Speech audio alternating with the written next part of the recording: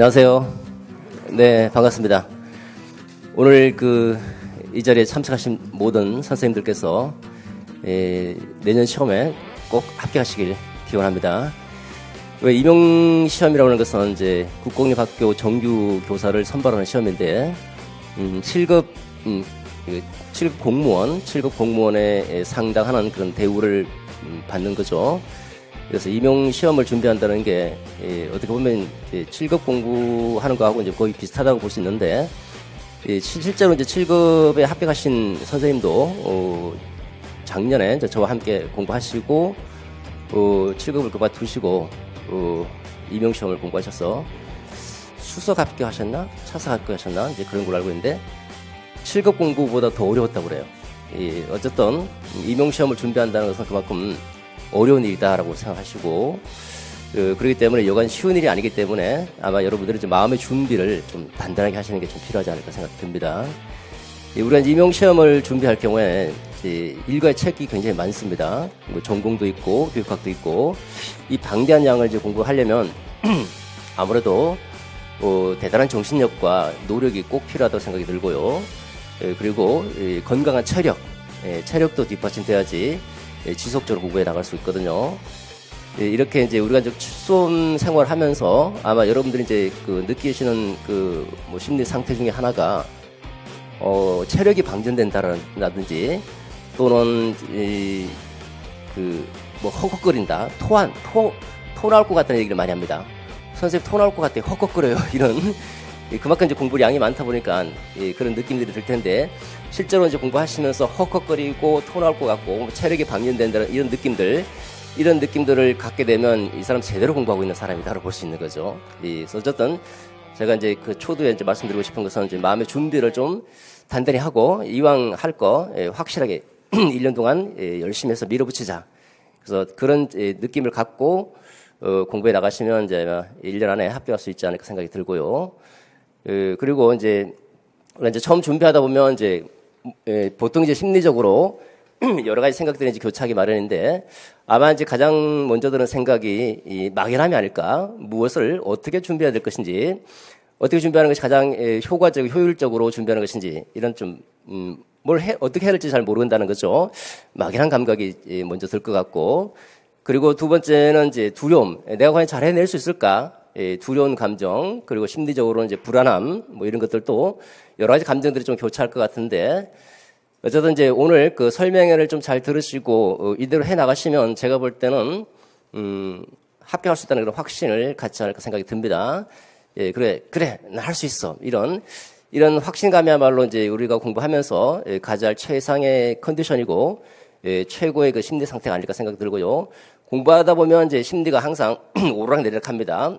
언제는 이제 공부가 잘 돼서 막 금방 합격할 것 같기도 하고, 어느 때는 막 바닥을 쳐서 아우 내가 왜 이러지 하면서 금방 더 떨어질 것 같고, 이런 감정들이 왔다 갔다 하는데, 가능하면 이 감정 상태가 이제 한 중간 정도 선을 계속 유지해 주는 게 중요한 거죠.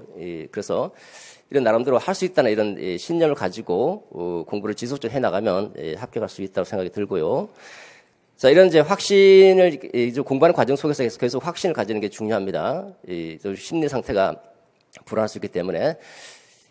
올해 이제 2020학년도죠. 올해 2020학년도 교육학 논술 1차 시험 치고, 그리고 그 시험 친 날 제 카페가 있는데, 제 카페에 이제 시험 후기를 올리신 선생님들 얘기를 잠깐만 들어보도록 하죠. 보면 가치수 그는 신인가? 그래서 뭐 시험 보면서 속으로 소리 질렀다라는 얘기도 하고, 밑에 이제 교수님 신이 분명히 맞아요, 감사합니다.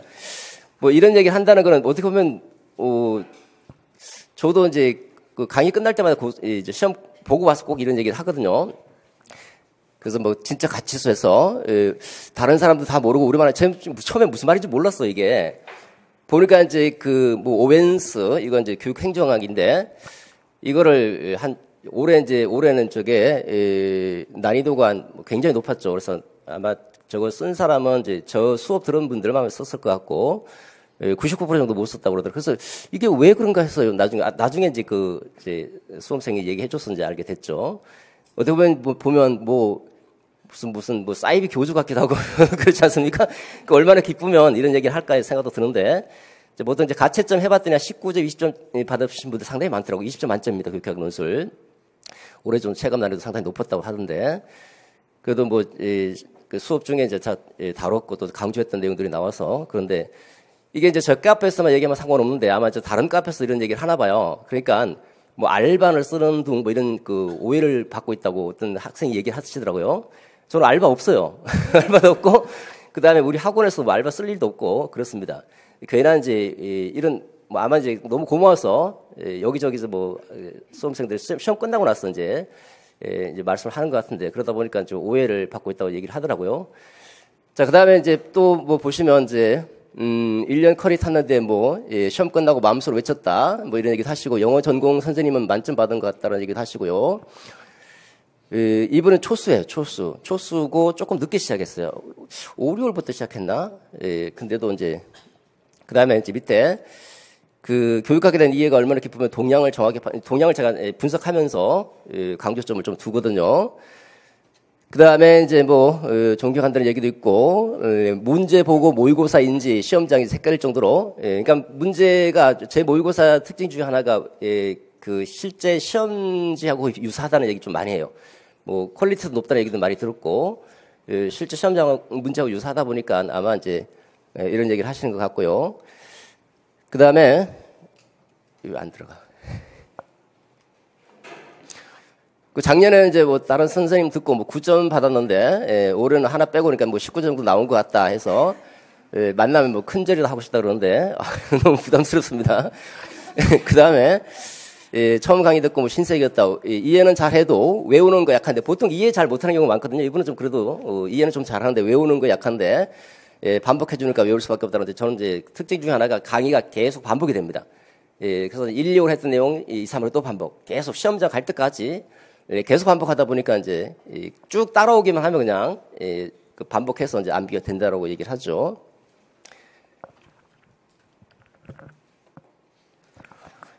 자, 그 다음에 초수 때 이분도 이제 다른 분들 건 10점 받았는데, 가채점 해봤더니 뭐 19점 정도 나왔다는 얘기도 있고, 책 뭐 잘 돼 있다는 얘기 좀 많이 하시더라고요. 책이 뭐 정리가 잘 돼 있다. 저는 책 쓸 때 이제 원칙이 이 교육학 논술에 맞게 딱 답안지에 현출할 수 있도록 그렇게 이제 책을 씁니다. 그래서 특히 이제 내가 수험생이라는 입장에서 이 책을 보면 이제 답안지 바로 옮길 수 있도록 그러다 보니까 아마 그런 것 같고 이해되기 쉬운 강의 뭐 청킹 뭐 이렇게 뭐 암기가 너무 쉬웠다. 이분은 직접 만났는데 스터디하고 하시는 선생님들하고 다 이제 제 강의 들으면서 뭐 얘기했다고 그러더라고요. 그다음에 이런 얘기도 좀 많이 해요. 이거 중요합니다. 이거. 머릿속에서 뭐 떠올랐다 막 목소리가 떠오른다는 얘기도 하고 그런 얘기 많이 하시더라고요. 그다음에 이거 말고도 이제 여러 가지 그 내용들이 많습니다. 여러분들 그 가이드에 보시면 또 추가된 내용도 있고 이 가이드에 수록되지 않은 그런 이제 감사글도 좀 많습니다. 근데 뭐 페이지 분량상 일부만 이제 수록한 거고요. 자, 어쨌든 오늘은 이제 탁월한 만점 전략 설명에 관련 부분 4가지로 정리를 해보도록 하겠습니다. 첫 번째, 아마 이제 처음 시험 보시는 분들은 이제 임용시험 일정 출제 범위가 뭔지 좀 궁금하실 것 같고, 그 다음 두 번째, 제 강의가 어떻게 전개되는지 그것도 좀 궁금하시고, 세 번째, 누구나 합격하는 탁월한 만점 공부 전략. 이게 제가 볼 때는 3번이 제일 중요합니다. 3번, 뭐 1번, 2번, 4번은 그냥 뭐 부차를 한번 보는 거고요. 4번은 이제 교사의 길, 이렇게 이제 간단하게 한번 생각해보자는 차원이고, 어쨌든 이 전체를 통해서 여러분 3번 정도, 어떻게 하면 이제 만점을 받을 수 있는지, 어떻게 하면 합격할 수 있는지, 그런 전략을 좀 배워갔으면 좋겠습니다.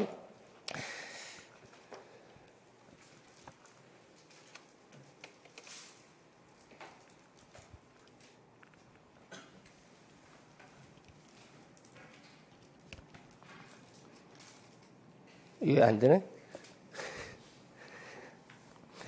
자, 먼저 시험 일정하고 출제 범위 한번 보도록 하죠. 1차 시험입니다. 1차 시험은 이제 교육학과 전공 2과목을 봅니다. 일단 한국사부터 먼저 통과해야 되겠죠. 한국사 능력 검정 시험 3급 이상인데 지금 이제 만약에 이제 한국사 자격증이 없으면 지금 이제 시간 좀 있을 때 미리 다운로드 두셔야 됩니다. 미리. 그리고 이제 본격적으로 1월부터 이제 공부하실 때는 한국사는 이제 신경 쓰지 마셔야 되죠. 요거부터 먼저 따시고 그다음 우리가 이제 시험은 이제 교육학과 전공 두 가지를 보게 되는데 각각 60분이죠. 교육학 60분이고 전공 A가 있고 B가 있고요. 90분씩 봅니다. 쉬는 시간 40분 가지고 보통 1차 시험인데 1차 시험은 11월 셋째 주 토요일 정도에 보통 치르게 됩니다. 올해는 11월 23일 토요일에 시험을 치렀죠. 그래서 보통 11월 셋째 주 정도 토요일에 1차 시험이 있고 교육학 60분, 40분 쉬고 전공 A 90분, 40분 쉬고 전공 B 90분. 전체 합치면 총 4시간입니다. 4시간에 1년의 모든 여러분들의 노력이 결정되는 그런 순간이죠. 4시간. 이 4시간 만에 나의 모든 것들이 이제 드러나는 인정받는 그런 이제 시간인데 어떻게 보면 좀 아쉽죠. 4시간 만에 내 모든 걸 평가한다는 건 좀 그렇잖아요. 그죠? 그렇지만 어떡합니까? 4시간 안에 평가한다고 하니까 4시간이 이제 여러분들 1년의 농사가 이제 결정된다고 보시면 되겠습니다. 자, 그 다음에 두 번째, 교육학 부분. 교육학은 한 문항입니다. 문제, 논술형으로 나오고, 한 문항이고, 한 문항이 배점이 20점이고, 한 문항에 논점이 4개가 나옵니다. 예를 들어서 뭐 교육 과정 논점 하나, 뭐 교육 심리 논점 하나, 교수학습 논점 하나, 뭐 교육 행정학 논점 하나, 이런 식으로 논점이 총 4개가 나오고요. 4개 총 합쳐서 이제 20점이 배당이 됩니다. 출제 범위는 이제 교육학 개론, 교육 사초라, 교육 과정 평가, 교육 방법론, 교육 심리, 교육 사회, 교육 행정, 생활지도 상담 이렇게 돼 있는데 자, 일단은 여기서 이제 나중에 말씀드리겠지만 이제 교육 행정이 제일 중요합니다. 교육 행정은 이제 매년 출제가 되는 것이고, 그다음 두 번째 중요한 거는 이제 교육 과정, 교육 평가, 교육 방법론 요 3개가 차순위고, 그다음 차순위가 교육 심리학입니다. 이따 다시 한번 살펴드리도록 하죠. 이렇게 뭐가 중요한 영역인지 덜 중요한 영역인지 구분하셔서 접근할 필요가 있겠고, 그다음에 두 번째 전공 파트입니다. 교육학 논술이죠. 전공은 서다평입니다. 기평과 소실용어로 되어 있습니다. 이 전공 부분은 이제 전공 교수님들께서 뭐 학교 설명하면 이제 그때 여러분들 이제 도움을 받으시면 되겠고, 저는 뭐 전공에 대해서 잘 모릅니다. 각 전공 영역별로 다 다르기 때문에 어쨌든 큰 틀을 보면 기평과 서술용 이렇게 A, B 두 가지로 나눠서 시험을 봅니다. 거기 이제 가이드도 있으니까 참고를 해보시도록 하고요. 이거는 전공 선생님들 좀 도움을 받으셔서 설명해서 도움을 받기 바랍니다. 자, 1차가 끝나면 2차 시험입니다. 2차 시험은 이제 올해 같은 경우는 12월 말에 1차 합격자 발표가 납니다. 보통 12월 말에 합격자 발표가 나죠. 크리스마스 전후로 보통 납니다. 근데 굉장히 슬프죠, 그죠? 크리스마스 무슨 선물을 받는 사람 입장에서는 굉장히 좋은데 선물 못 받는 입장에서는 굉장히 슬픈 그런 크리스마스 전후가 되고 또 말년이 망년인 어떻게 보면 좀 망년하기도 좋죠. 어쨌든 이제 12월 말 정도에 1차 발표가 나왔고 그다음에 바로 이제 2차 다음 한 2, 3주 정도 뒤에 2차 시험을 보게 되는데 2차 시험은 이제 1차 시험 공부하시면서 준비할 필요는 없습니다. 준비하는 과는 특정한 과가 있죠. 예를 들어서 뭐 체육이라든지 음악이라든지 미술이라든지 이런 선생님들은 미리 실기시험이 있기 때문에 실기시험을 미리 준비하시더라고요. 보니까 2차를. 그래서 그런 선생님들은 자기가 지원하는 지역을 어느 정도 선정해 놓고 미리 2차 준비해 나가시는 분들이 있고요. 근데 그렇지 않은 분들은 이제 다 1차 끝나고 나서 준비를 합니다. 보시면 이제 실기 실험 평가가 있고요. 요 같은 경우는 이제 미리 준비를 하는 거고, 그 다음에 교수학습 지도안 작성, 수업 실현, 교직 적성, 신청 면접 이렇게 돼 있죠.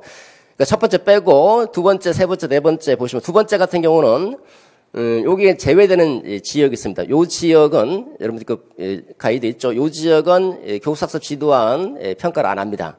안 하고 앞으로 올해 충남 지역에 추가가 됐어요. 앞으로 이제 요거 교수학습 지도안을 빼는 경향이 좀 많습니다. 빼려고 하더라고요.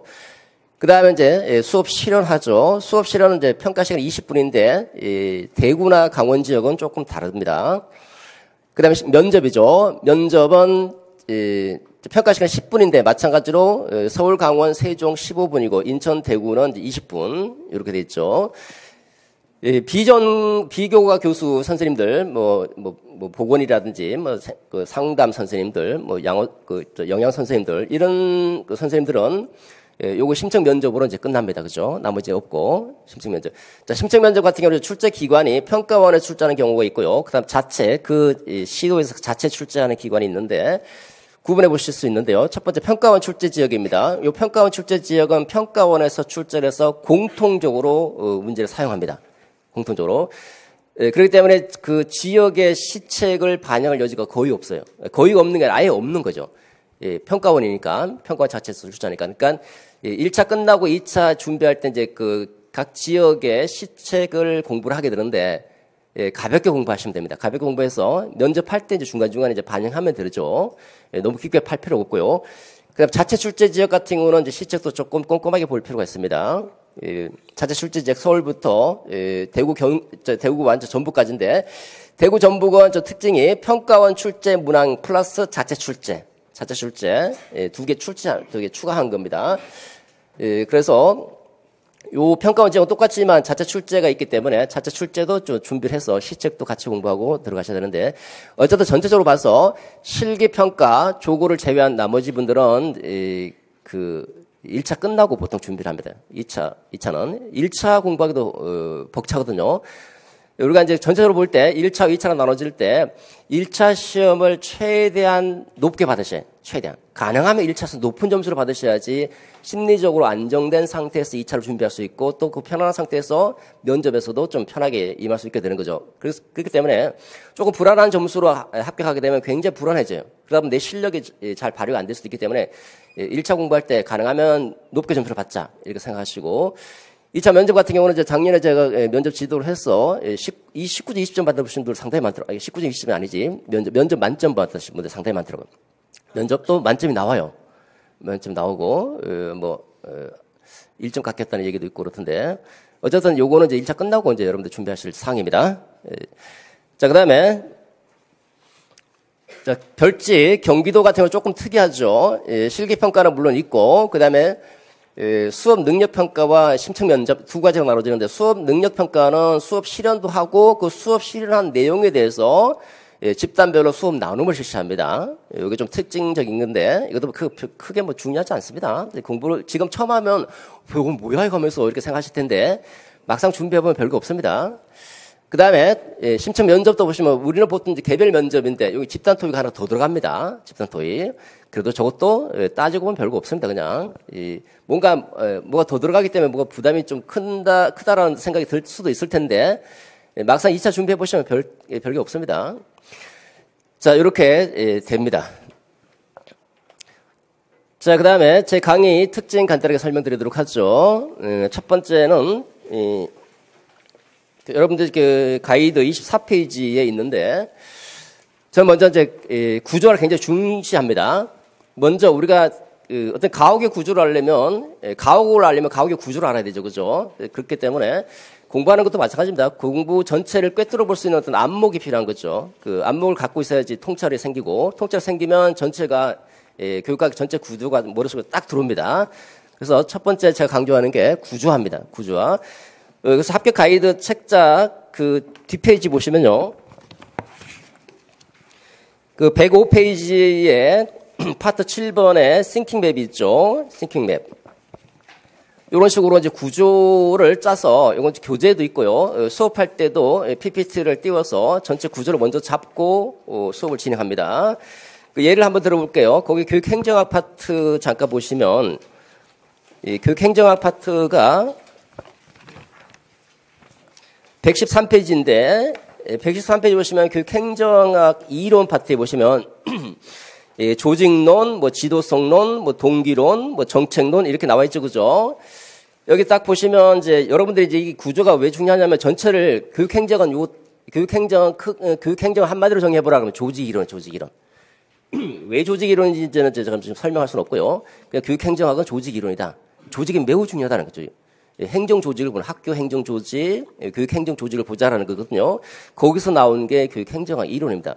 근데 조직하면 조직 속에는 조직의 과업을 달성하기 위한 어떤 조직의 목표가 있을 것이고, 그 목표를 달성하기 위해서 과업을 분담하죠, 그죠? 일이 있어야 되지, 일.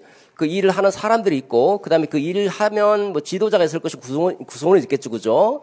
그러면 조직을 크게 보면요, 과업의 목표를 달성하기 위해서 과업이 있고, 과업을 효과적으로 수행하기 위해서 지도자와 구성원이 있고, 그 구성원과 지도자가 상호 의사소통을 해서 조직의 과업을 효과적이고 효율적으로 달성하게 되는데, 그렇게 보면 교육 행정학 이론은 크게 보면 한마디로 말하면 조직 이론이지만 조금 더 세부적으로 살펴보면 조직인데 조직의 목표를 달성하기 위해서 지도자가 지도성을 발휘해야 될 것이고 구성원들의 동기가 유발이 되어야 될 것이고 그다음에 구성원 상호 간의 의사소통 정책이 활발하게 전개돼야 되겠죠. 그죠?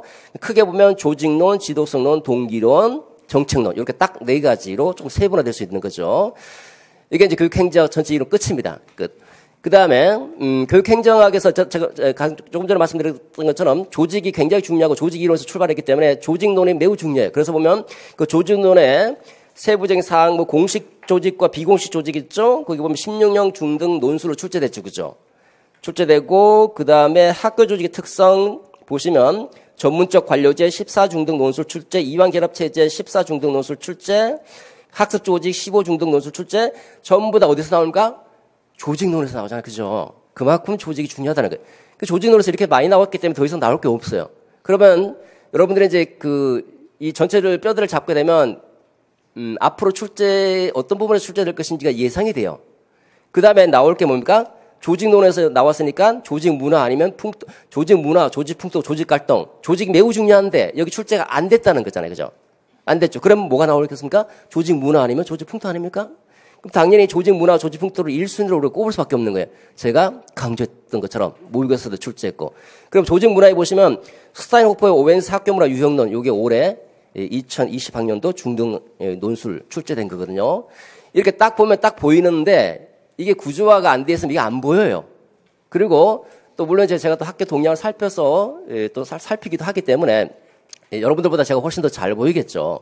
어쨌든 여러분들만 봐도 문화, 풍토, 갈등 하나도 안 나왔네? 그러면 다음 차순위는 문화로 넘어오겠네. 이 정도는 예상할 수 있죠. 그죠?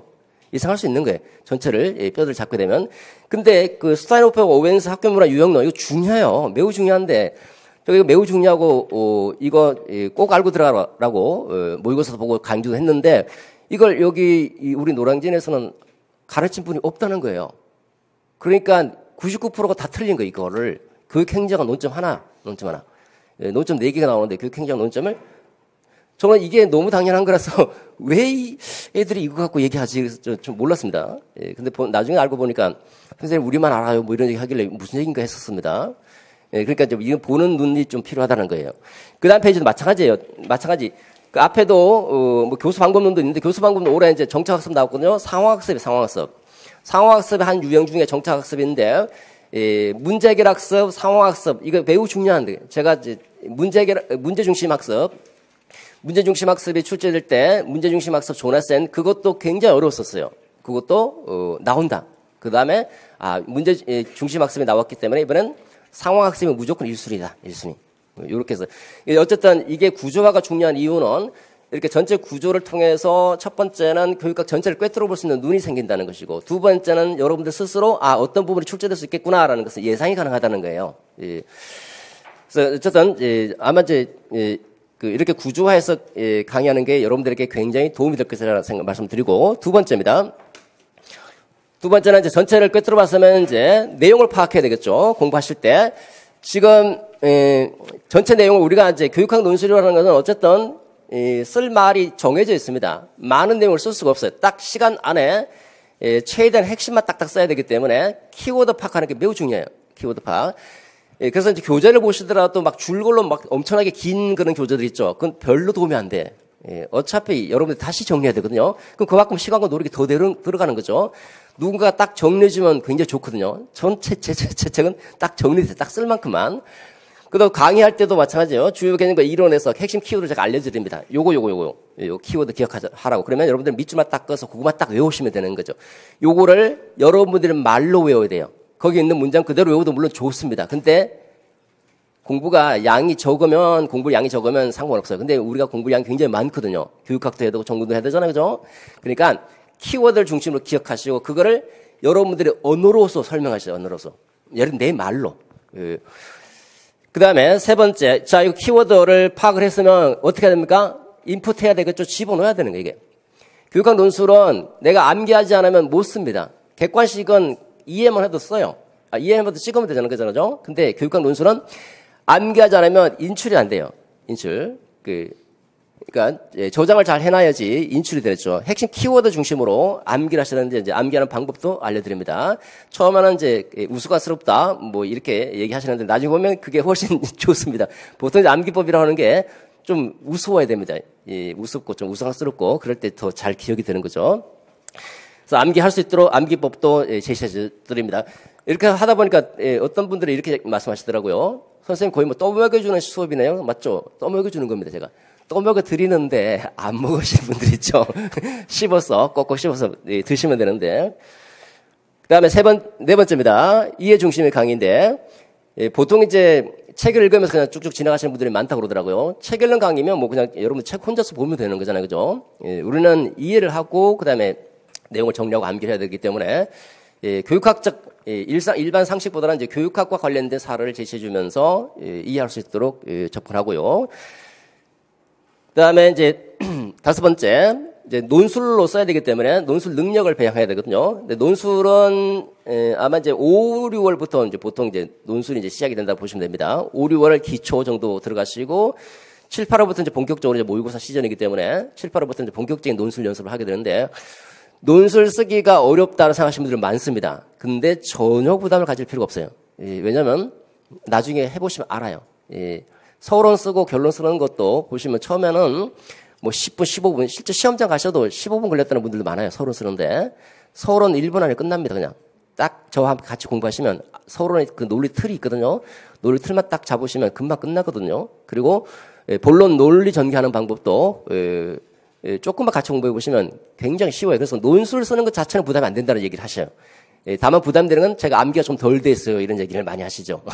그 다음에 답안지 어떻게 써야 될 것인지 우리가 알아야 되기 때문에 모범 답안을 제시해주고 모델링 할 수 있도록 하고 그 다음에 이제 여러분들이 쓴 답안에 대해서 논리력, 표현력, 뭐 내용 오해 이런 것들 이제 수정해주는 첨삭 이렇게 진행이 됩니다. 자, 그 다음에 여섯 번째 가능하면 저는 이제 가르치는 사람 입장에서는 적중을 시키는 게 제일 우선적 과제죠. 그래서 적중시켜서 제가 가르치는 모든 선생님들이 다 합격할 수 있는 그 길이 이제 제가 여기 있는 제가 가야 할 길이고 제가 이제 강의하면 제일 만족스럽고 행복한 시간은 여러분들이 합격했다는 그런 소식을 들을 때 제일 기쁘죠. 아마 이제 가르치는 사람의 당연한 그런 감정 상태가 아닐까 생각 드는데 여러분들 모두 다 합격할 수 있도록 교육학만큼은 최소 18점 이상 받을 수 있도록 제 모든 총력을 다 기울여서 강의를 합니다. 여러 가지 뭐 학교 동료도 살피고 또 여러 가지 방법들 알려드리면서 가능하면 이제 교육학에서는 절대로 교육학 때문에 떨어졌다는 이런 얘기는 나오지 않도록 보통 시험 보시고 나서 이제 선생님 교육학 잘 봤는데 전공 때문에 다시 공부해야 돼요. 뭐 이렇게 하시는 분들이 꽤 많았습니다. 그래서 교육학 때문에 떨어지지 않도록 그가 제가 해야 될 일이고 그렇게 하기 위해서 가능하면 좀 연구를 해서 100% 적중할 수 있도록 노력하고 있습니다. 마지막에 이제 그 11월 모의고사 11월 마지막에 한 2주 정도 앞두고 여러분들 꼭 봐야 될 쟁점 목록을 제시합니다. 쟁점 목록 거기서 체크하거든요. 쟁점 목록 중에서 체크한 것에서 지금까지 안 나온 적이 없어요. 올해도 마찬가지로 올해도 거기 이제 어디 있을 텐데 나중에 좀 공부가 좀 덜 된 분들은 고구마 또 보고도 들어가요. 그러면 다시 한번 또 상기하면서 들어갈 수 있죠. 자, 그 다음에 연간 강의 계획 간단하게 설명드리도록 하죠. 1, 2월, 3, 4월은 이론반입니다. 1, 2월과 3, 4월은 보통 이제 차이점이 뭐냐고 질문하시는데 1, 2월은 그야말로 기본이기 때문에 거의 처음 준비하시는 분들 교육학 잘 모르거나 아니면 공부를 좀 했는데 전체 구조가 좀 덜 잡혀 있다. 핵심 내용은 아는데 뭔가 설명이 좀 곤란하다. 요런 분들이 주로 이제 1, 2월 기본 이론반을 신청하게 되는데 1, 2월 기본 이론반에서는 모든 내용을 다 다룰 수가 없습니다. 모든 내용을 다 다루게 되면 처음 준비하신 분들 양이 많기 때문에 그냥 피상적으로 이제 흘러갈 수밖에 없기 때문에 가장 중요하고 기본적인 내용들을 중심으로 해서 차근차근 진행한다라고 생각하시면 되겠고요. 3, 4월은 1, 2월에 다루지 않았던 내용들까지 다 포함해서 좀 더 깊이 있게 들어간다고 보시면 되고 그 3, 4월까지 해서 이제 이론반은 모두 끝납니다. 이렇게 하면 교육학 이론은 전체가 끝난다라고 보시면 되는데 거기 어쨌든 이제 1, 2월이든 3, 4월에는 제가 암기법은 뭐 그대로 제시를 해드리고 있고요. 그 다음에 1, 2월은 이제 여러분들 스터디 팀, 제가 짜드립니다. 마찬가지로 스터디 팀은 계속 짜드리고, 그 다음에 암기지도 1, 2월 수업이 끝난 다음에, 암기 테스트를 합니다. 그날 배웠던 거를 그날 외우고 집에 가도록 하는 거죠. 그래서 이제 보통 이제 월화반 같은 경우는, 제가 월화반하고 일요반이 있는데, 일요반을 자꾸 요청하셔갖고 이제 어쩔 수 없이 제가 만들었는데, 월화반은 이제 9시 반부터 1시 반까지 수업이 진행이 되니까, 그 다음에 식사하고, 2시 반에서 공부 좀 하시다 보면, 공부하고, 보통 이제 3시부터 이제 암기 테스트 들어갑니다. 그날 배웠던 거 미리 식사하시고 공부를 하죠. 3시 반부터 6시 정도까지, 끝나요, 보통. 그래서 한 4, 5시간 정도 공부하면 그날 배운 거, 그날 하루 4시간 수업하니까, 그날 배운 거를 복습하고 집에 돌아가요. 물론, 꼴등 가는 분도 계세요. 또 꼴등 가는 분이 중요한 게 아니에요. 매번 꼴등 같지만, 작년에 수석 합격 가신 분도 계시거든요. 그러니까 내가 암기가 좀 더 들 수도 있어요. 그렇지만, 몰라요. 실제 시험장 가서는. 암기가 매우 빠른데 실제 시험장에서 점수를 좀 적게 받으신 분도 있고, 이렇게 매번 암기 테스트 하는데 꼴등으로 가지만, 실제 시험장에서 고득점을 받아서 수석 합격 하시는 분들도 계시고 그래요. 그래서 요 암기 테스트를 잘 활용하면, 좀, 심리적으로 어떤 압박 효과가 있기 때문에 공부하는 데 좀 도움이 되지 않을까 싶은데, 일요일반 같은 경우는 9시 반부터 6시 반까지 수업이 진행이 되거든요. 그러니까 월화 했던 내용을 하루에 몰아서 하기 때문에 상당히 부담이 심해요. 저라면 일요일반 선택 안 해요. 공부 좀 하신 분들 있죠. 재수, 삼수 이상 하신 분들. 이런 분들은 괜찮아요. 또는 시간적인 여력이 없기 때문에 어쩔 수 없이 일요일 선택할 수는 있겠죠. 그죠? 이렇게 약간 예외적인 사항이랄까? 이런 분들은 괜찮지만 모든 내용, 사실 어떤 학습이든 마찬가지인데 한꺼번에 몰아서 하면 어렵습니다. 상당히. 좀 지치기도 하고. 그래서 어떤 분은 또 체력적으로 좀 힘들어서 인강으로 전환하시는 분들도 있더라고요. 그래서 일요일 반은 특별한 사정이 있으면 참석하시는데 가능하면 저는 개인적으로 추천은 좀 안 드립니다. 추천. 그리고 일요일 반은 6시 반에 끝나잖아. 6시 반에 끝나면 그날, 그러니까 8시간 강의한 거잖아요. 그죠? 8시간 강의한 내용을 6시 반부터 시작해서 여러분 암기한다고 6시 반부터 9시 반까지 하거든요. 9시 반에서 10시 정도 끝납니다. 그 시간 안에 그걸 다 외울 수 있을까요? 못 외워요.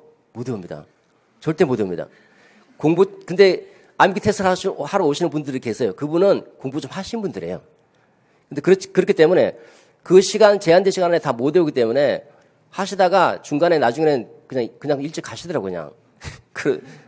암기 테스트 안 받고, 그런 분들도 좀 계십니다. 그래서 여러분 여러 가지 여건들을 고려해서 판단하시면 좋겠습니다.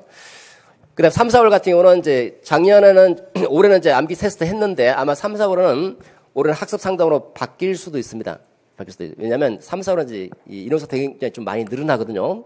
올해 한번 해봤더니 너무 힘들더라고요. 제가 체력적으로 너무 힘들고, 인원들을 전체를 관리하기도 좀 어렵고, 그래서 아마 3, 4월은 1, 2월 정도는 이제 처음 하시는 분들이 많고 하니까 암기 테스트를 하고, 3, 4월은 빠질 수도 있다라는 정도고요. 그 다음에 5, 6월은 사례 연습입니다. 우리가 논술 교육학 사례를 제시해주고 문제를 풀죠. 그래서 사례 연습을 많이 하셔야 돼요. 다양한 사례를 접해보고 사례에 익숙해지는 그런 활동이 필요한데, 일단은 5, 6월 사례 연습은 객관식을 먼저 분석합니다. 기출 객관식. 나왔던 기출 문제 한번 보고, 그 다음에 논술형, 우리 이제 임용 논술형도 있고 행신 논술형도 있고, 요것도 한번 살펴보고요. 그 다음에 요걸 약간 변형해서 이제 사례를 제시합니다. 그야말로 이제 객관식을 약간 변형해서 사례를 제시해주고, 그 사례를 여러분들 이제 푸는 겁니다. 이게 굉장히 도움이 많이 돼요. 출제 경향도 파악하고, 그리고 사례 연습도 하기 때문에 굉장히 도움이 많이 된다는 얘기를 많이 들었습니다. 그 다음에 모범 답안도 제시해줍니다. 답안 쓰는 방법. 그래서 요거는, 공부 좀 하신 분들이 참석하셔야 돼요. 사례 연습은. 왜냐면, 사례를 먼저 제시해줍니다. 사례를 먼저 제시해주고, 이제 자기가 풀어보도록 한 다음에, 그 다음에 제가 설명해 나가는 것이기 때문에, 공부가 좀 덜 돼 있으면, 사례 연습 시간에 혼자 가만히 앉아있을 수밖에 없잖아요. 그죠? 공부 좀 되신 분들이 이제 객관식 기술 분석하고, 그 다음에 사례를 통해서 적용 능력을 좀 키우게 되는 거죠. 어쨌든 교육학 논술은 사례형으로 나오기 때문에, 이게 준비가 좀 필요하다고 생각이 듭니다. 자, 이때부터는 이제 개별 첨삭의 이제 중단문 논술, 사례를 제시해주고, 사례에 대해서 논술을 쓰고요. 1, 2, 3, 4, 5는 그냥 단독 과정입니다. 뭐뭐에 대해서 논술하시오. 이런 식으로. 단독 과정으로 간단하게 연습하는 거고, 5, 6월부터 조금씩 이제 논술 연습을 하게 된다고 보시면 돼요. 본격적으로는 7, 8월부터 시작되죠. 저기서 제일 중요한 거는 이제 전체적으로 보면 7, 8월과 90월이 가장 중요하다 볼 수 있습니다. 그 실제 시험과 가장 근접하고 또 실제 시험에서 출제 이제 제가 뭐 적중했다라는 것은 다 여기서 얘기하는 겁니다. 7, 8월과 90월을 해서 7, 8월과 90월은 다 모의고사라는 점에서 공통적입니다. 차이점은 7, 8월은 모의고사지만 영역별로 모의고사를 보는 거죠. 영역별로 모의고사를 본다는 것은 예를 들어서 교육과정을 모의고사 세팅을 해서 내문항 논점 4개로 해서 세팅하고 그 다음에 교육과정 끝나면 교육심리 또 4개 논점으로 세팅해서 또 시험 보고 모의고사 똑같은데 영역별로 모의고사를 치르거든요. 영역별로 모의고사를 치르는 거는 영역별로 한번 다시 정리하고 또 모의고사 보고 정리하고 모의고사 보고 이렇게 할 수 있기 때문에 좋고 또 모의고사를 보면서 논술에 대한 또 감각도 익히게 되고 7, 8월도 중요한 논점이고 7, 8월과 91월은 논점들이 약간 겹치는 경우도 있지만 대부분 가능하면 겹치지 않고 또 다른 형태로 이제 문제를 출제를 합니다. 올해는 제가 조금 예상한 게 올해 강의를 하면서 91월이 조금 타겟이 될 수도 있겠다라고 생각이 들어서 중요한 건 7, 8월 좀 빼버렸습니다. 그러다 보니까 7, 8월에서 출제가 많이 됐어요. 91일보다. 보통 이제 91일 모의고사를 가지고 이제 이 검토해서 빼거든요. 그래서 스타인호퍼 오벤서 교육학 행정 논술도 여기 7, 8월에서 출제된 겁니다.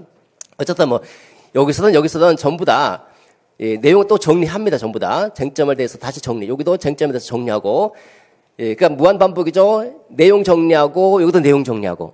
모의고사 본다고 해서 모의고사만 보는 게 아니에요. 모의고사 보면서 또 내용 정리하고 이렇습니다.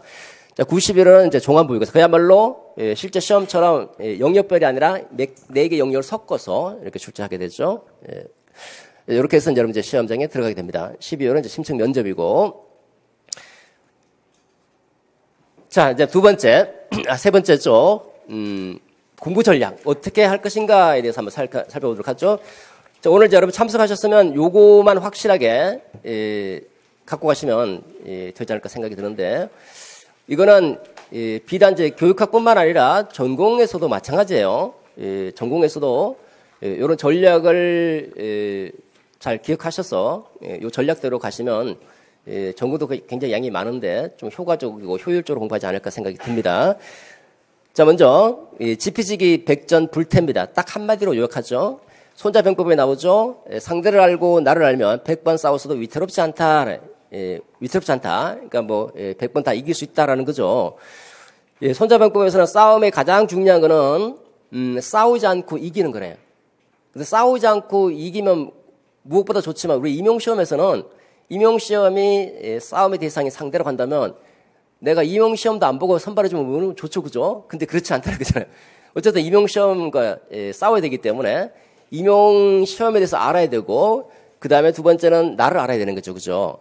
우리가 상대방을 먼저 알아요. 상대방이 나보다 덩치가 큰지 작은지, 상대방이 어떤 부분에 강점이 있고 어떤 부분에 약점이 있는지, 상대방이 어떤 기술을 잘 쓰는지 그걸 잘 알아야지 이 상대방에 대해서 대처를 할 수 있게 되죠. 또 나는 내가 어떤 부분에 강점이 있고 어떤 부분에 약점이 있는지 자신의 강점과 알고 약점을 알고 이걸 보완해야 되겠죠. 그리고 상대방을 무너뜨리려면 내가 어떤 전략으로 상대방에게 싸움을 걸어야 될 것인지 효과적인 전략도 알고 있어야 되겠죠. 이렇게 알면 100번 싸웠어도 위태롭지 않다는 거예요. 크게 보면 세 가지로 정리해 볼 수 있는데 이게 메타인지. 첫 번째 상대를 알자. 두 번째, 나를 알자. 세 번째, 효과적인 학습 전략을 알고 있자. 세 가지를 알고 있으면, 임용시험에서도, 여러분들이 첫 번째 시험 보든 두 번째 시험 보든, 합격하는 데는 크게 문제가 없다고 생각이 듭니다. 먼저, 상대를 알아야 되죠. 임용시험이라고 하는 게 뭔가라는 거죠. 시험의 성격을 파악을 해야 돼요. 시험 성격에 맞게 공부해야 된다는 거죠. 한마디로 말하면. 객관식이면 객관식에 맞게 공부하고, 논술 서답형에 맞게 공부를 해야 되는 거죠. 교육학은 논술 시험이고, 전공은 서답형입니다. 거기에 맞게 공부를 해야 되는 거죠. 결국은 이제 글로 쓰는 겁니다. 자, 지금부터는, 여러분 그 가이드에 없습니다. 여기서부터는 가이드 없는데, 요거는, 우리 온라인, 제 사이트에 가보시면 온라인 아마 오늘 그 촬영한 거 올라갈 겁니다. 내일 정도요. 거기에 자료로 업로드 될 거예요. 요거만 이제 보고 싶으면 요거만 적으셔도 좋고요. 그냥 지금 편하게 들으셔도 좋습니다. 시험의 성격을 알아야 됩니다. 일단은 교육학이든 전공이든 둘 다 공통적인 것은 글로 쓴다는 겁니다. 글로 쓴다. 그럼 일단 교육학 논술 관련해서 간단히 살펴보면 교육학 논술은 교육학 시험과 논술 시험의 종합되어 있다는 거죠. 교육학을 논술식으로 본다는 겁니다. 논술식으로. 그렇기 때문에 교육학에 대해서도 정확하게 알고 있어야 되고, 또 두 번째는 논술도 잘 쓸 수 있어야 되는 겁니다. 두 가지를 써야 되는데, 근데 이 두 가지가 시간이 제한되어 있다는 특징, 그 다음에 논술 시험이라는 특징, 전공으로 본다면 서답형이라는 특징, 그러면 출제 내용은 논술과 서답형에 맞는 내용을 출제할 수밖에 없는 거거든요. 지엽적인 객관식 문제에서 나올 만한 거 안 물어봅니다. 그러니까 우리가 공부를 할 때도 저는 이제 안내를 합니다. 요거는 필요 없다. 요거는 외워야 된다. 요거 보니까 이건 굉장히 지엽적이고 요거는 객관식에서만 필요한 내용이지 교육학 논술은 필요 없다. 이거는 굳이 안 봐도 되는 거죠. 요거는 교육학 논술로서 굉장히 중요한 소재가 될 수 있다. 이거는 반드시 봐야 되는 거고. 근데 조금 덜 중요하다. 덜 중요하면 요거는 어느 정도 선까지 말아두자. 요런 걸. 그러니까 상대방을 파악하고 상대방에 맞게 준비를 해야 되는 건데, 일단 교육학 논술관에서 다시 한번 살펴보시면요. 교육학 논술은 문제가 나오고 그 문제에 대해서 이제 답안을 쓰는 겁니다. 전공도 마찬가지죠. 문제가 주어지고 답안을 쓰는 건데, 교육학 논술은 교육학적 사고를 이용하는 교육 사례, 가상적인 교육 사례를 제시해줘. 사례 쭉 철수가 어떻다, 김 선생이 어떻다, 이렇게 사례를 제시해주고 그 사례를 여러분들이 분석해서 분석이 끝났으면 교육학의 키워드, 핵심 내용, 핵심 키워드. 어차피 많이 못 씁니다. 시간이 제한되어 있고, 그래서 한 문장에서 보통 두 문장 정도밖에 못 씁니다. 요 핵심을 논리적으로 풀어주는 겁니다. 쭉 설명해주는 거, 논리적으로. 그렇기 때문에 전체적으로 보면 사례에 대해서 익숙해야 되고, 사례에 대해서 답안을 쓸 때는 많은 내용을 쓸 수 없고, 반드시 핵심만, 키워드를, 아까 말씀드린 키워드를 파악해서 요거를 한 문장 또는 두 문장으로 풀어준다라는 거예요. 그러면 우리가 교재를 선택하거나 강의를 선택할 때도 마찬가지예요. 교재 선택할 때도 보고 딱 한 문장 정도, 두 문장 정도 딱 키워드 뽑아주고 쓸 정도로 이렇게 편하게 잘 서술되어 있는 그런 교재를 선택하고, 강의도 그런 걸 잘 잡아주는 강의를 선택하는 게 좋아요. 전공이든 교육학이든 마찬가지입니다. 키워드가 중요한 겁니다. 그 다음에 이렇게 교육학 논술이라는 이 시험의 성격을 파악을 해야 됩니다. 두 번째, 중요한 것과 중요하지 않은 것을 구별할 수 있어야 돼요. 그러니까 상대방이 어떤 부분이 강점이 어떤 부분이 약점인지 우리가 파악해야 되겠죠. 강약을 조절해야 되는 거죠. 첫 번째, 교육학 분과 학문 중에서도 보면 중요한 영역이 있고 그렇지 않은 영역이 있어요. 여러분 전공도 마찬가지입니다. 중요한 영역이 있고 덜 중요한 영역, 요걸 파악해야 돼요. 이거를 교육학 논술로 보면 이 가이드 보십시다. 40페이지인가?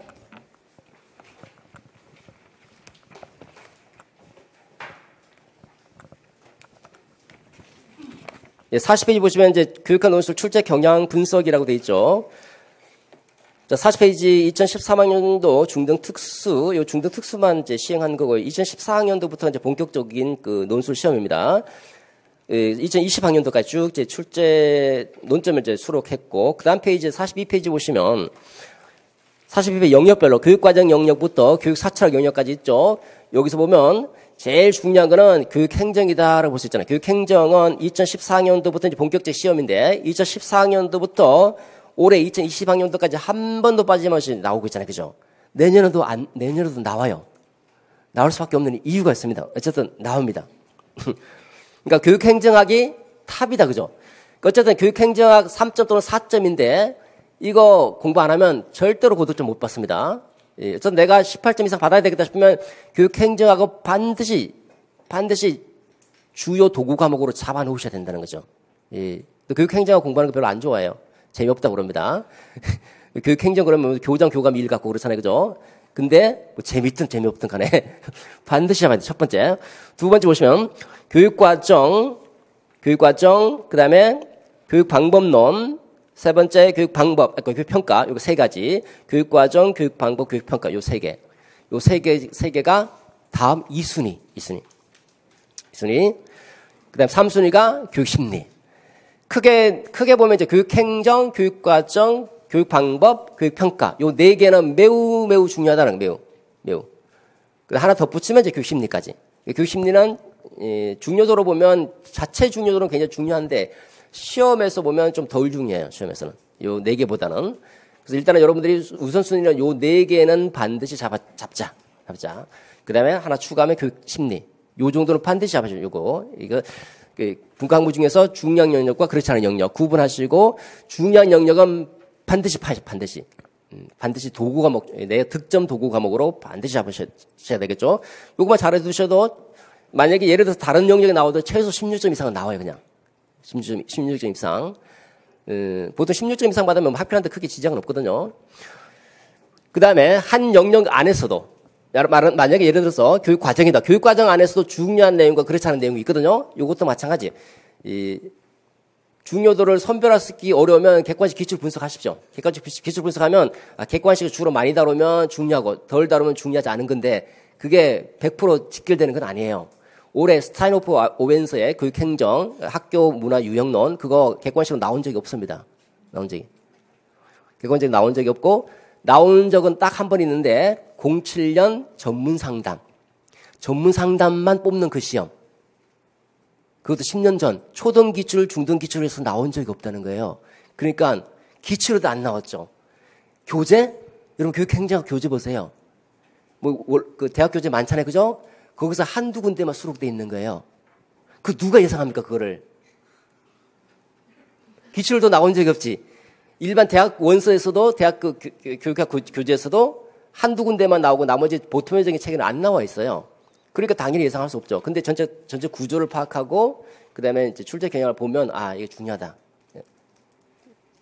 그러니까 제가 수업할 때는 제가 말씀드립니다. 별표 쳐요. 이거 중요하다. 별표.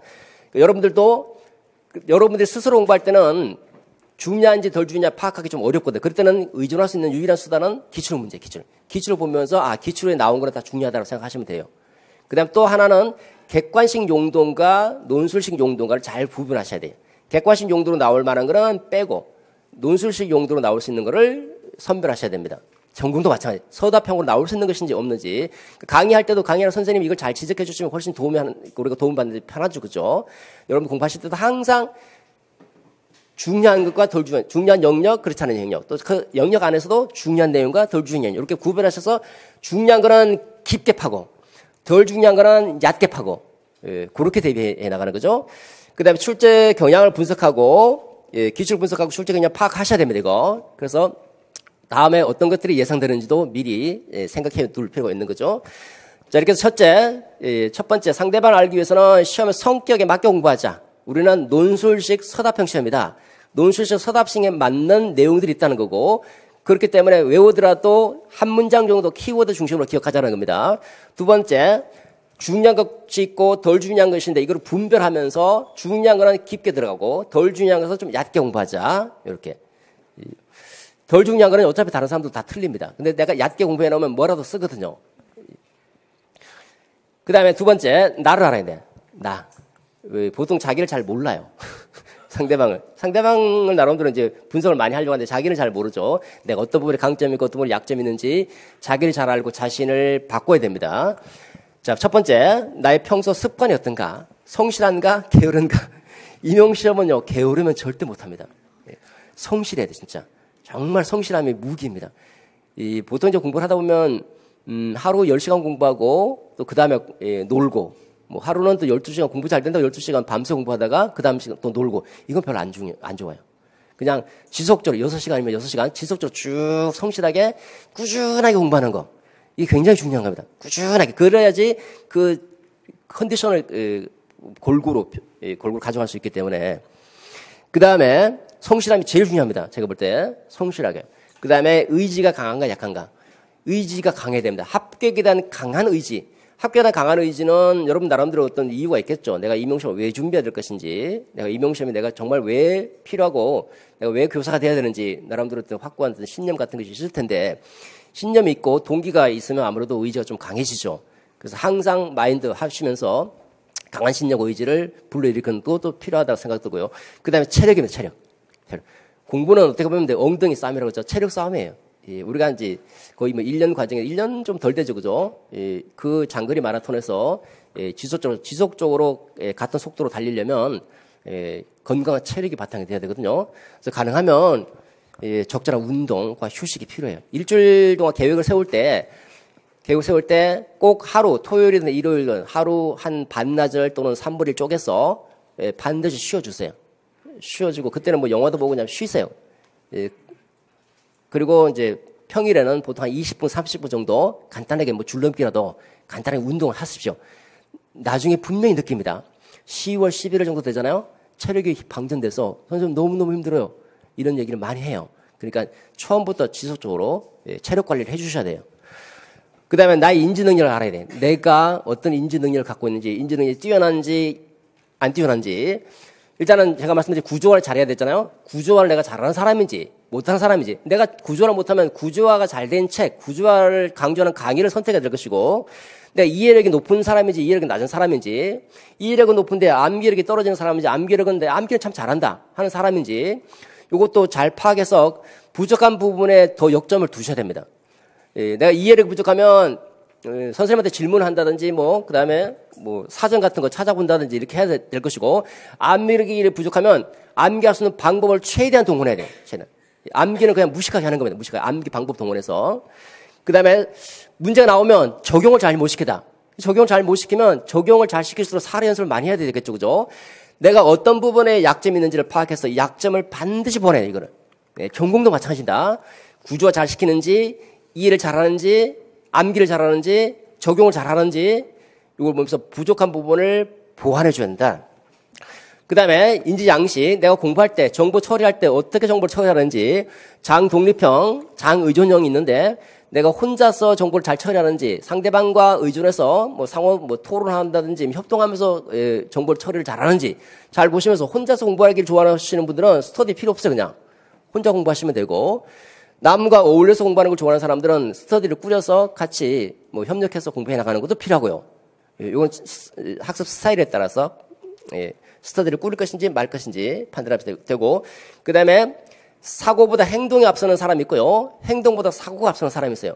공부를 하다 보면 빨리 나가는 사람이 있고, 또 하나에 매여서 막 오랫동안 지속적으로 그것만 파고 들은 사람이 있거든요. 둘 다 바람직하지 못하죠. 제가 볼 때 한 중간 정도 선이 필요한데, 너무 지나치게 빨리 나가는 것도 문제고요. 한 부분에 매여서 진도로 못 나가는 것도 문제입니다. 그래서 과감하게 뛰어넘을 필요가 있겠죠.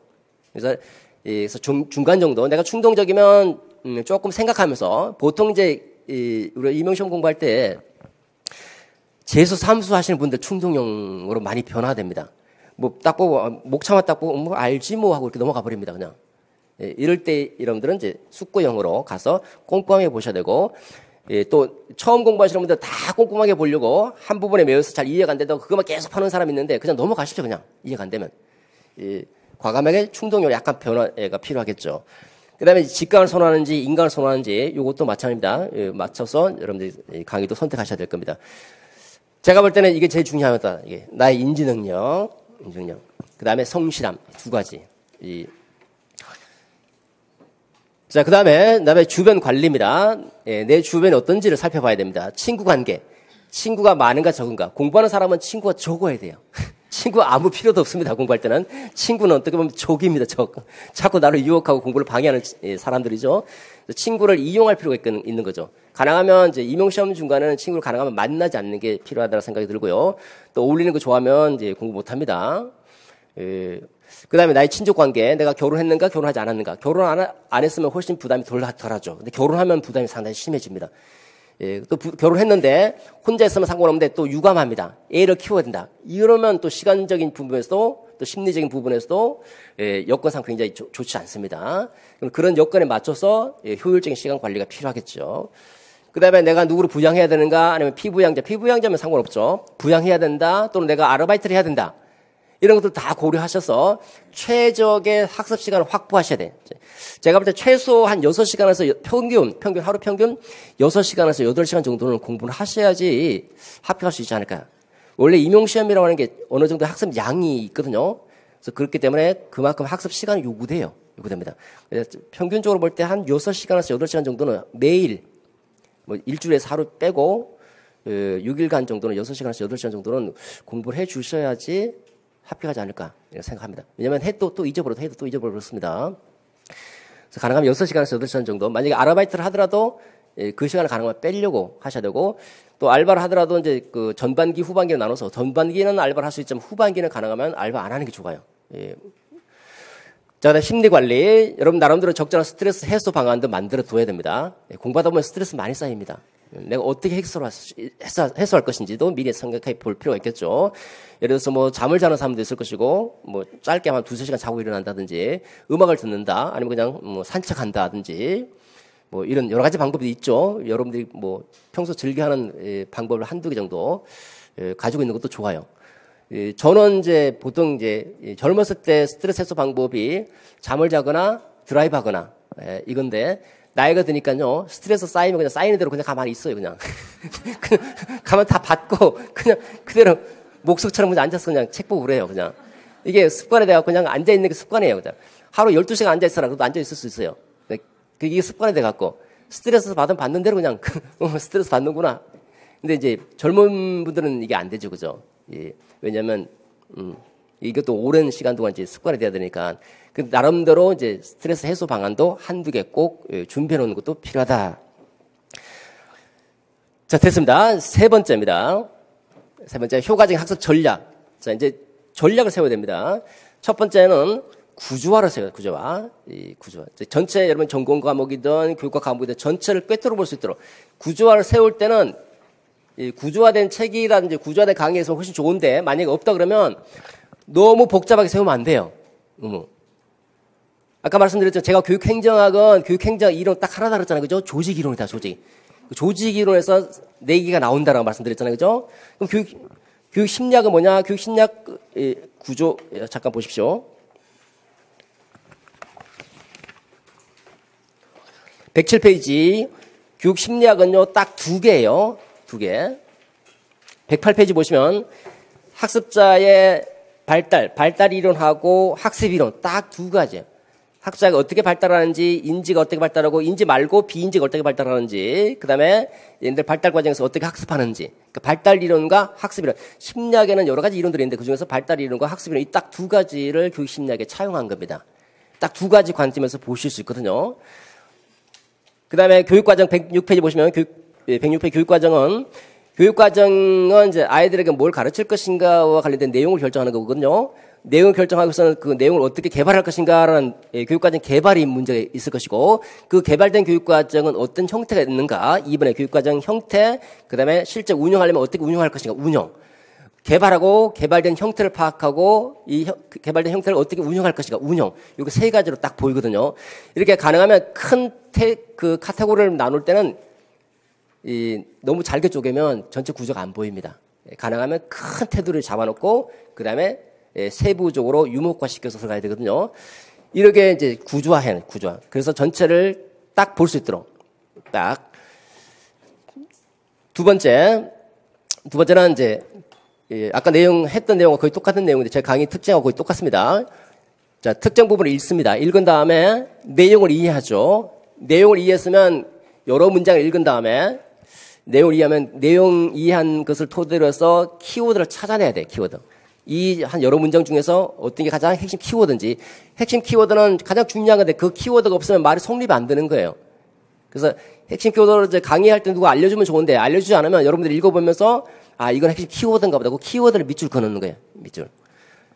키워드. 이 키워드를 다시 그 문장 그대로 쓰면 물론 좋아요. 근데 그 내용들을 다 암기를 못하기 때문에 키워드를 여러분들의 말로 자꾸 중얼중얼.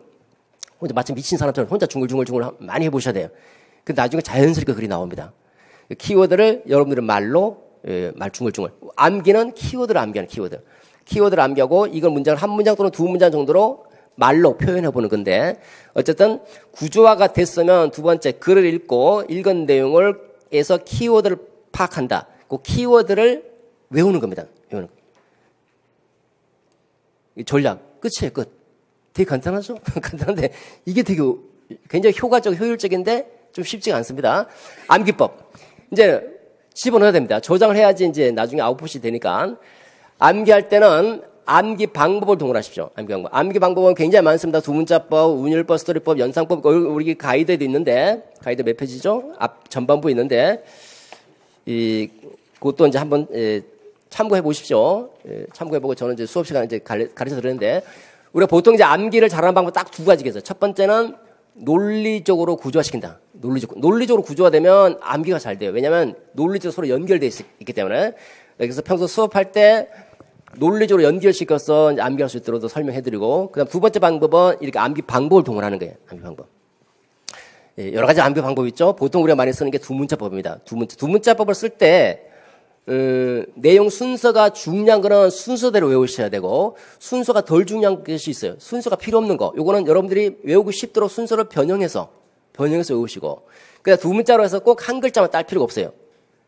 한 글자 따고, 어떤 거는 또 두 글자 따고, 이렇게 해서, 어쨌든 간에 잘 기억할 수 있는 방법으로 한 글자 또는 두 글자, 이렇게 섞어서, 예, 이것도 이제 수업할 때 이제 말씀드리지만, 어쨌든, 두문자법을 많이 활용합니다. 한 글자 딸 수도 있고, 한 글자, 두 글자 혼용해서 쓸 수도 있고, 순서를 변형할 수도 있다. 이렇게 해서, 예, 말이 잘 되게, 예, 기억하시면 좋고, 또 때로는 연상법, 그림으로 머릿속에 기억하는 방법도 있습니다. 이런 방법들, 그 사례가 있으니까 사례를 한번 살펴보면서 항상 전공과 교육과 공부하실 때 여러분 나름대로 만들어 가는 방법이 필요해요. 그래서 우리가 실제 시험장 가보시잖아요? 실제 시험장 가보면 이게 바로바로 안 튀어나와요. 내가 알고 있어요. 근데 만약에 학원 모의고사 같은 경우는 그래도 좀 심리적으로 덜 긴장되니까 잘 나옵니다. 근데 실제 시험장 한번 가보세요. 잘 안 나와요, 이게. 암기법 딱 동원해 놓잖아요? 바로바로 튀어나와, 그냥 바로바로. 예. 아까 어떤 학생이 기가 공공 그러잖아요? 기가 공공 바로 튀어나옵니다, 기가 공공. 그러면 기계, 가족, 공유, 공포문화 바로바로 튀어나오거든요? 이렇게 암기법을 동원하는 게 되게 좋아요. 좋습니다. 자, 그 다음에 암기할 때는 키워드를 암기하는 거예요, 키워드. 아까 말씀드렸지만 키워드를 암기하고 문장으로 만들어야 되니까 암기는 키워드를 이런 여러 가지 방법을 동원해서 암기하시고, 그 다음에 수시로 인출하세요, 수시로. 이거. 어차피 시험장은 우리가 인풋한 것을 아웃풋하는 시험이거든요. 그래서 인출은 계속 해줘요, 계속. 시간 날 때마다. 근데 이게 쉽지가 않습니다. 왜냐면 안 보이는 내용에서 머릿속에 끄집어내야 되니까 얼마나 괴롭습니까? 굉장히 괴로워요. 힘듭니다. 근데 이 힘든 과정을 거치셔야 돼요. 그래야지 자꾸 인출해 보셔야지 실제 시험장에서 인출이 잘 됩니다. 그래서 암기하고 그다음에 인출해보고 암기하고 인출하고 이거를 제 강의는 그 전체 구조화시켜주고 핵심 키워드 잡아주기 때문에 암기법도 가르쳐주죠. 그러니까 여러분들은 결국 하는 일은 암기법을 통해서 암기하고 인출하고 암기하고 인출하고 이 두 가지만 해주면 되는 거예요. 그냥. 예. 됐죠? 예. 그래서 전체적으로 다 참 정리를 해보시면 일단은 상대방을 잘 알자. 예. 그러니까 교육학이든 전공이든 논술과 서답형이다. 그 성격에 맞게 공부하자라는 겁니다. 두 번째, 많은 내용을 어차피 논술과 서답형 못 씁니다. 여러분, 서답형도 한 문장, 두 문장밖에 못 쓰거든요. 그래서 기입형 있잖아요. 기입형도 키워드예요. 그리고 키워드. 그러니까 키워드를 파악해야 돼요. 키워드. 그리고 중요한 거와 덜 중요한 거 구분하자라는 거고. 그 다음에 외울 때는 암기법 동원해서 외우자. 그 다음에 나를 알자. 나의 인지 능력. 자, 예를 한번 들어보겠습니다. 자, 내가 변형적 지도성을 공부한다. 그러면 변형적 지도성에 이제 여러 가지 줄거리 쭉 많겠죠, 그죠? 변형적 지도성 그러면 일단 여러분들 제가 자세한 설명을 안 드리고 그냥 간단하게 이제 정리하고 암기하는 방법만 설명드리겠습니다. 간단하게 첫 번째 보면 지도성이긴 지도성인데 뭔가 변형시키는 지도성이잖아요, 그죠? 변형시키는 지도성인가 한마디로 말하면 상황 자체를 변형하고자 하는 지도성이다. 알 수 있죠, 그죠? 한마디로 말하라 그러면 변형적 지도성은 상황 자체를 변형하고자 하는 지도성이다. 이렇게 정리할 것이고. 좀 더 구체적으로 얘기하라 그러면 우리가 상황을 변화시키려면 이 학급 상황이다. 학급 상황에서 학생들이 제멋대로다. 그러면 학급 상황을 변화시키려면 애들을 바꿔야 되잖아요. 그죠? 애들의 생각과 태도를 바꿔줘야 되겠죠? 생각과 태도를 바꾸면 그 기대 이상의 성과가 나타난다 그러는데 포인트가 태도와 생각을 바꿔준다. 그래서 기대 이상의 성과를 달성한다. 여기 포인트거든요. 이 두 가지만 기억하시면 되죠. 기대와 신념을 변화시킨다. 그래서 기대 이상의 성과를 달성하기는 지도성이다. 이렇게 정리가 되거든요. 그래서 상황적 지도성, 그러니까 변형 지도성, 키워드 중심으로 기억하시면 되겠고, 그 다음에 변형 지도성의 핵심 요소 4가지입니다. 4가지를 이제 요거 이상적인 완전한 역량이에요. 영감적 동기와 지적 자극, 개별적 배려, 요거 외우셔야 되는데 아마 줄글로 쭉 써 있을 거예요. 그러면 우리가 밑줄 건 거는 이거예요, 이거. 요거만 딱 키워드입니다. 핵심 키워드. 여러분들 기억하실 것은 요 핵심 키워드를 자연스럽게 연결해서 말로 표현하는데 첫 번째, 요거 이해하면 다 이해가 돼요, 나중에. 이해가 되는데 이거 이해한다고 바로바로 안 나오거든요. 외워야 됩니다, 일단 키워드를. 보면 이상한 영감 있잖아요. 이상한 영감이 지게를 지고 상황을 막 변형시키더라. 이상한 영감이. 이 연상. 이상한 뭐 흰 머리 갖고 있는 영감이 지게를 쥐고 있는데 그 모습을 생각하는 거예요. 막 상황을 변형시키는. 그래서 이상한 영감의 지게. 이상한 영감의 지게. 두 글자죠? 한 글자입니다. 이상한 영감의 지게. 이게 변형시킨다. 그러면 그 다음에 이게 여러 번 반복하다 보면 뒤가 나옵니다. 이상적인 영향력, 영감적 동기와 지적 자극 개별 지배로. 요거 먼저 외우고. 그 다음에 이 한 문장이나 두 문장 써야 되거든요. 보면 구성원에게 비전을 제시하고 구성원으로부터 신뢰, 존경을 받으면서 동일시와 모범의 대상이 된다라고 하는 건데 이 키워드가 비전 제시, 신뢰와 존경, 동일시 대상이 된다. 요 세 개인데 세 개 중에 두 개 정도만 써도 돼요. 그러면 여러분들 쓸 때 첫째, 이상적 영향력 또는 이상적인 완전한 영향력이다. 그래서 구성원들에게 비전을 제시하고 그들에게 신뢰와 존경을 받으면서 동일시 대상이 됨으로써 이상적인 영향력을 행사한다. 이렇게 쓰는 거예요. 이렇게 표현하는 거예요. 두 번째, 영감적인 동기와 비전을 공유하고 과업이 달성될 수 있다는 기대와 도전감을 준다라는 겁니다. 그래서 포인트가 비전 공유, 과업 달성, 기대와 도전감. 이렇게 딱 정리해 놓으시면 여러분 표현할 때는 구성원들이 비전을 공유하고 조직의 과업이 달성될 수 있다는 기대와 도전감을 줌으로써 영감적으로 동기화시킨다. 이렇게 쓰는 거거든요. 그 다음에 지적 자극. 이 지적 자극은 지적이니까 사고를 자극하는 거죠. 창의적으로 사고할 수 있도록 자극한다. 개별적 배려, 개인의 욕구에 관심을 기울이고 잠재력을 개발할 수 있도록 배려하는 것을 말한다. 이런 식으로 간단한 키워드 정리해서 외우는데 보시면 이거는 그야말로 말 자체에서 번역시키는 데서 이제 힌트를 얻어서 구체적인 내용을 아마 추출할 수 있을 것이고 요거는 그대로 두 문자 따서 외우는 겁니다. 외우는데 연상법과 두 문자를 혼합해서 외운 거죠. 그 다음에 키워드는 이제 여기 바로 나올 수 있도록 계속 연습해 주셔야 됩니다. 이렇게 해서 한 문장 또는 두 문장 소수로 할 수 있게 되는 거예요. 이런 식으로 전공이든 교육학이든 마찬가지.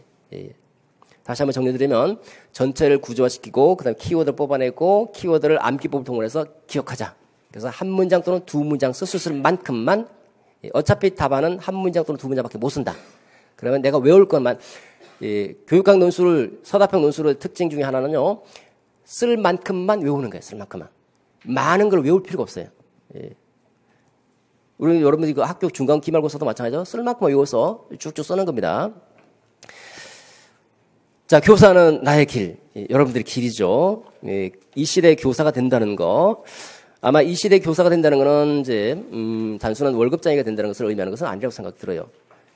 나름대로 이제 그 투철한 교직관, 사명감, 봉사 정신을 가지고 학교 교직에 헌신하는 그런 게 교사 되는 게 아닐까라는 생각 들고 만약 여러분들이 이제 월급을 받으려고 또는 이제 편안한 직장이기 때문에 교직을 선택했다고 생각하면 조금 문제가 있다고 생각 들고 다시 한번 여러분들의 교직관을 한번 생각해 보시고 내가 과연 어느 정도의 사명감이 있고 학생들에게 헌신하면서 봉사하면서 교직 활동에 헌신할 수 있는가 이걸 한번 생각해 보셔야 된다고 생각이 들고요.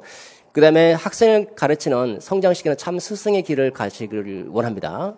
우리가 이제 단순히 지식을 가르치는 것은 누구나 다 할 수 있어요. 학원 선생님들도 다 지식을 가르치잖아요. 그죠? 근데 여러분들은 단순한 지식을 가르치는 지식 전달자가 아니에요. 학생을 인격적으로 변화시키고 그 다음에 전인적으로 성장시키는 그런 훌륭한 스승의 길을 간다라고 생각하시고 그 나름대로 자부심을 갖고 공부를 하시고 공부할 때도 이런 내용과 관련해서 학생들이 어떻게 지도할 것인가도 늘 고민하면서 공부하시다 보면 실제 현장에 나가서도 학생들을 인격적으로 변화시키고 전인적으로 성장시킬 수 있는 그런 훌륭한 스승이 되지 않을까 이렇게 생각해 봅니다. 자, 제가 말씀드리고 싶은 건 참 스승이 되자는. 자, 이제 진짜 시작입니다. 이제부터 거의 이제 워밍업 단계고 여러분들이 이제 본격적으로 이제 1월부터 이제 시작하겠지만 이제 진짜 시작 단계다라고 볼 수 있겠죠. 싸우고 이길 것인가, 이기고 싸울 것인가, 합격은 마음속에서 잉태됩니다. 우리가 마음속에서 합격할 수 있다. 나는 1년 안에 합격할 수 있다라고 생각하고 도전한 사람하고 좀 어렵지 않을까라고 생각하면서 도전한 사람은 결과면에서 엄청난 차이가 나타날 수 있어요. 마음속에서 강한 자신감을 갖고 나는 올해 1년 공부해서 반드시 합격한다. 초수든 재수든 상관없습니다.